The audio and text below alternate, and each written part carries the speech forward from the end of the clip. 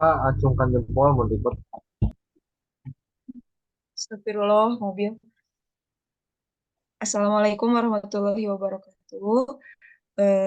Perkenalkan, saya Wardah Nur Aziza dengan NIM 225009148. Eh, di sini saya sebagai moderator dari kelompok 5.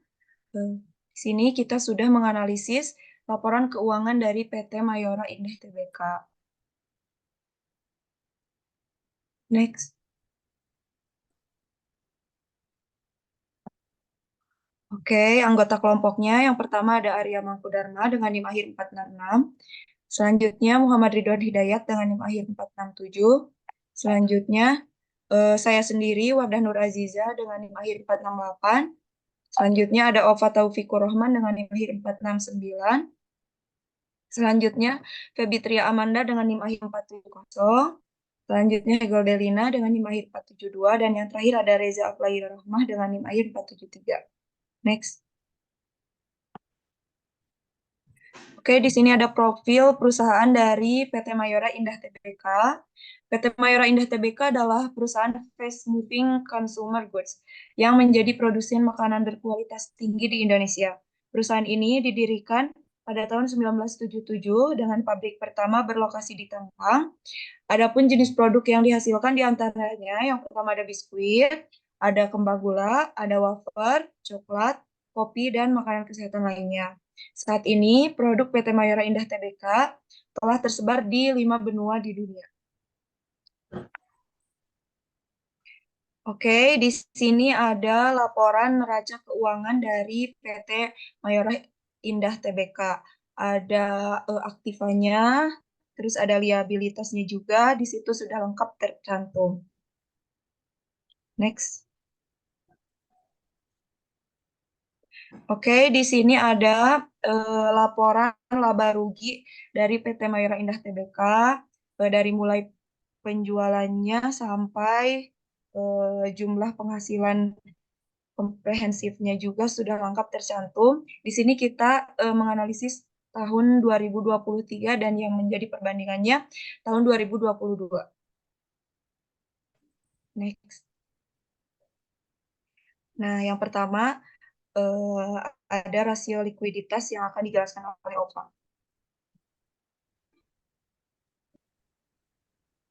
Rasio likuiditas.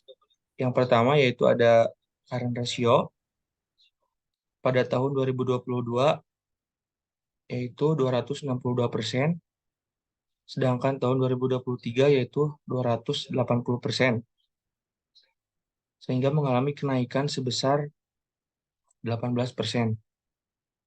Yang kedua yaitu ada quick ratio pada tahun 2022 yaitu 193%,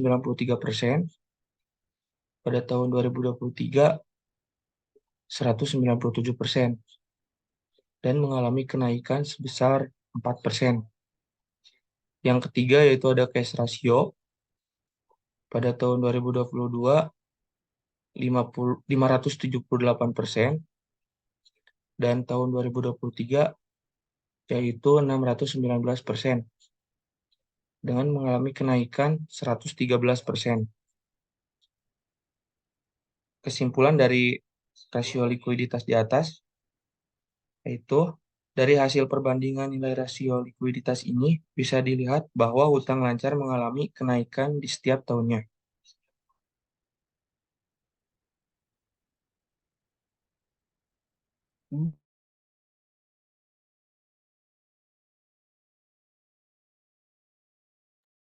Baik, yang kedua ada grafik rasio solvabilitas. Yang pertama itu ada total debit to total ratio to aset ratio. Pada tahun 2022, rasio hutang terhadap aktiva sebesar 42,38 atau 0,42, dan pada tahun 2023 sebesar 39,82% atau 0,39, yang artinya masih berada di atas standar yang ditetapkan atau dianggap kurang baik.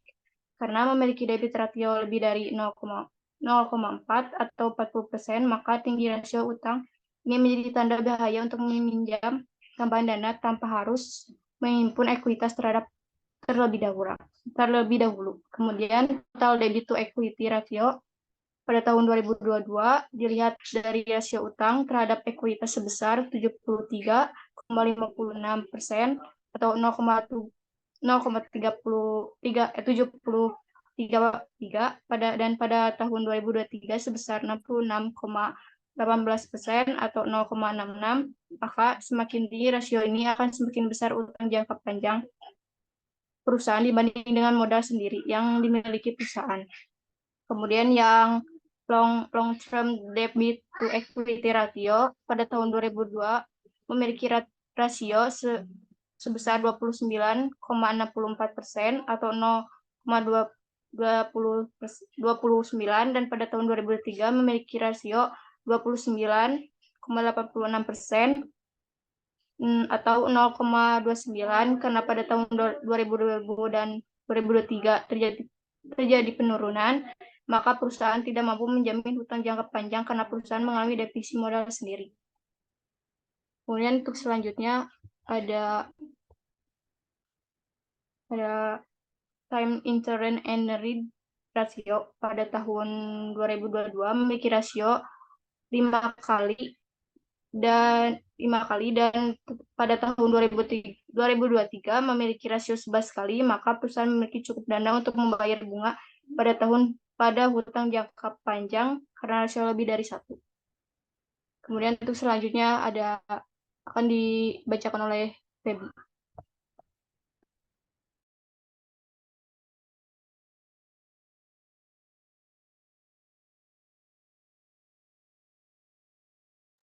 Aku sama aktivitas juga emang. Aku aktivitas. Jadi sini grafik rasio itu ada rasio aktivitas. Yang pertama ada total asset turnover. Di tahun 2022 itu ada 9,90 dan di tahun 2023 98. Jadi mengalami kenaikan sebesar 1%. Lalu yang kedua ada receivable turnover pada tahun 2022 itu ada 3,49 dan di tahun 2023 ada 3,6 yang berarti mengalami kenaikan sebesar 0,11%. Lalu yang ketiga ada average receivable collection period pada tahun 2022 yaitu 3,52% dan di tahun 2023 3,63% yang berarti mengalami kenaikan sebesar 0,11%. Lalu yang keempat ada inventory turnover pada tahun 2022 sebanyak 4,27, pada tahun 2023 sebanyak 4,1 yang berarti mengalami kenaikan sebesar 0,17%. Lalu yang kelima ada average days inventory pada tahun 2022 sebanyak 0,84 dan di tahun 2023 sebanyak 0,87 yang berarti mengalami penurunan sebesar 0,3%. Lalu yang keenam ada working capital turnover pada tahun 2022 0,3, pada tahun 2023 0,29 yang berarti mengalami penurunan sebesar 0,01%. Dan yang terakhir ada fixed asset turnover pada tahun 2022 ada 0,4% dan tahun 2023 sebesar 0,38% yang berarti mengalami penurunan sebesar 0,03%. Kesimpulannya,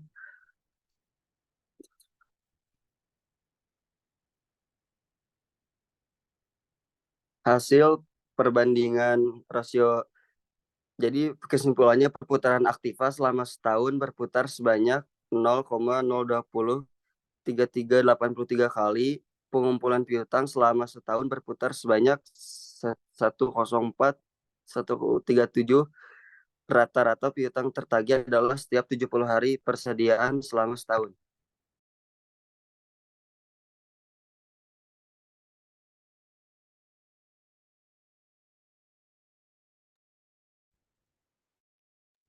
Baik, selanjutnya pada rasio profit profitabilitas. Yang pertama ada gross profit margin 2022 sebesar 171% dan 2023 sebesar 225.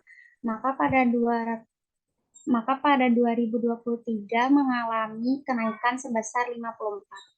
Selanjutnya ada operating profit margin pada 2022 sebesar 53% dan pada 2023 sebesar 101%. Maka pada 2023 mengalami kenaikan sebesar 48%. Kemudian ada net profit margin pada 2022 sebesar 39,98% dan pada tahun 2023 sebesar 74,91%. Maka di tahun 2023 mengalami kenaikan sebesar 34,93%. Lalu berikutnya ada ROA atau Return on Asset pada tahun 2022 sebesar 6,58% dan pada 2023 sebesar 11,93%, maka mengalami kenaikan di tahun 2023 sebesar 5,35%. Kemudian selanjutnya ada ROI atau Return on Investment pada tahun 2022 sebesar 4,96% dan tahun 2023 sebesar 8,79%, mengalami kenaikan pada tahun 2023 sebesar 3,83%. Selanjutnya yang terakhir itu ada ROE atau Return on Equity pada tahun 2022 sebesar 8,61% dan di tahun 2023 14,61%. Maka berikut ini juga mengalami kenaikan di tahun 2023 sebesar 6%. Maka kesimpulannya, perbandingan rasio profitabilitas pada PT Mayora Indah Tbk sangat mengalami kenaikan di setiap tahunnya dengan keuntungan kotor yang dihasilkan dari penjualan.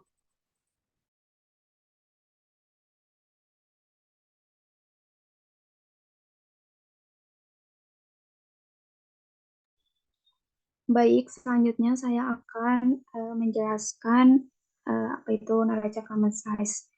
Perhitungan neraca common size ini terbagi menjadi dua komponen. Yang pertama, komponen aktiva dan pasiva. Untuk komponen aktiva, cara perhitungannya yaitu seluruh komponen aktiva yang ada di kolom aktiva dibagi dengan total aktiva seperti tahun dasar 2022 ini. Contohnya, hasil dari 22% ini dapat dari mana? Yang pertama di sini kita lihat kas dan setara kas itu tahun 2022 adalah 3.262.048.514.511 dibagi dengan 14.723.976.128. Hasilnya adalah 22% untuk tahun dasar tahun 2022. Lalu untuk tahun berikutnya, yaitu tahun 2023, perhitungannya sama seperti tahun 2022. Selanjutnya, perhitungan liabilitas dan ekuitas atau biasa disebut dengan komponen pasiva. Cara perhitungannya sama seperti aktiva tadi.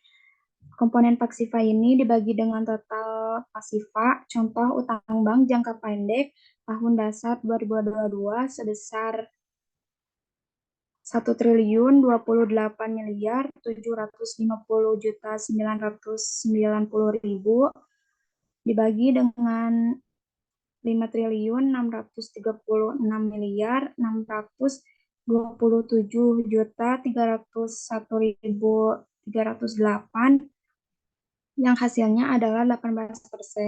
Lalu untuk tahun berikutnya 2023 yang nominalnya 640 miliar dibagi dengan total pasiva tahun 2023 yaitu 5.792.400.467 hasilnya 12%. Untuk neraca common size di komponen aktiva kas dan setara kas ini mengalami penurunan dari 66% menjadi 63%. Lalu untuk di komponen bagian pasifa, utang bank jangka pendeknya mengalami penurunan juga dari 18% menjadi 12%. Selanjutnya untuk pasifa tersebut sama seperti tadi perhitungannya, mulai dari hutang usaha pihak berelasi, semua komponen pasifa dibagi dengan total pasifa sesuai tahunnya.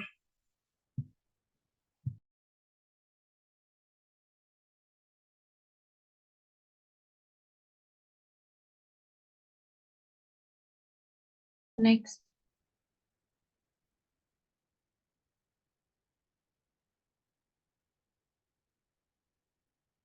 Next lagi.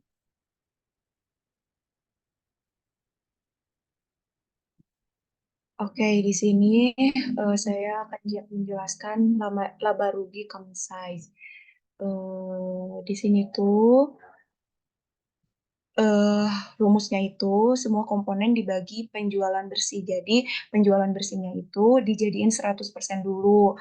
Nah, yang lainnya seperti bahan pokok penjualan, laba kotor, dan lain-lainnya dibagi dengan penjualan bersih. Jadi hasilnya sekian persen itu dari hasil dibagi penjualan bersih. Contohnya, yang pertama itu beban pokok penjualan, hasil 73% itu 1,67817 dibagi 2,2893. Nah, itu hasil dari dibagi 100% itu. Untuk ke bawahnya juga sama, dibagi 100% sesuai tahunnya.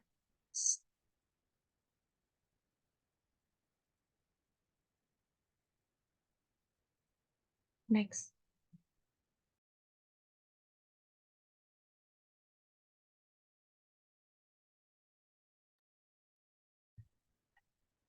Baik, untuk selanjutnya di sini saya menjelaskan dari angka indeks PT Mayora Indah Tbk. Yang pertama,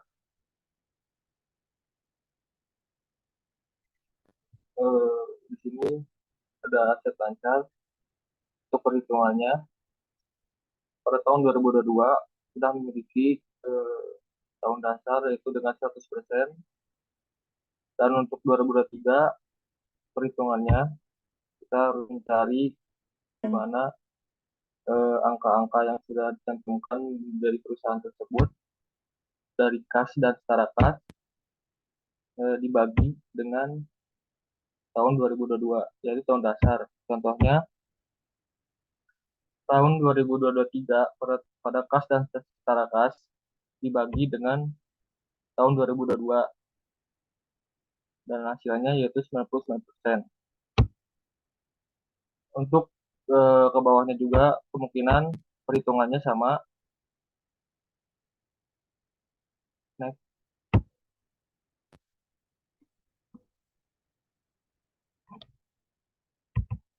Dan untuk liabilitas mungkin di sini akan menjelaskan sedikit. Untuk utang bank jangka pendek masih sama, untuk tahun dasarnya masih tahun 2022, dan untuk tahun perhitungan 2023 kita memiliki rumus yaitu utang bank jangka pendek pada tahun 2023 dibagi dengan tahun 2022 dan hasilnya 62%.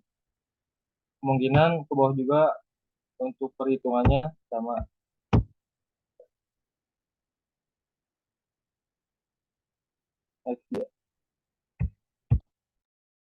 Oke, sekian hasil analisis dari kelompok kami. Mohon maaf atas segala kekurangannya. Assalamualaikum warahmatullahi wabarakatuh.